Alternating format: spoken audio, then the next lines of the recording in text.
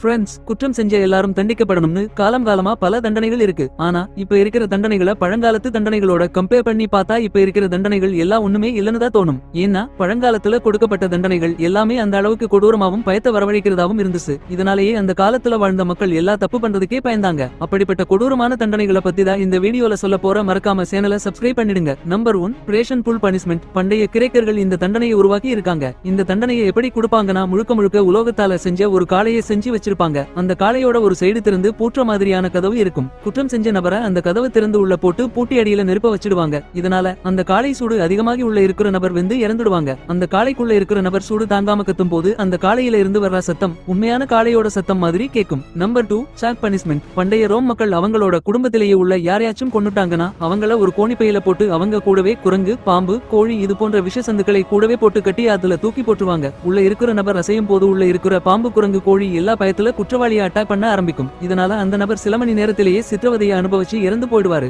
Number 3, rate punishment. இந்த torture punishment டச்சுக்காரர்கள் தான் பயன்படுத்திருக்காங்க. குற்றம் செஞ்ச குற்றவாளிகளை கைகால்களை கட்டி ஒரு மேசையில படுக்க வச்சிடுவாங்க. குற்றவாளியோட வயித்துல எலிகளை வச்சு மூடி அதுக்கு மேல நிலக்கரியை எரிய விட்டுருவாங்க. இந்த மாதிரி பண்றதுனால எலிகள் எல்லாம் அந்த கூண்டுல இருந்து தப்பிக்க குற்றவாளிகளோட வயித்தை கிழிக்க ஆரம்பிக்கும். இதனால அந்த நபரோட உள்ளுறுப்புகள் எல்லாம் சேதமடைஞ்சு அந்த நபர் இறந்துடுவாங்க.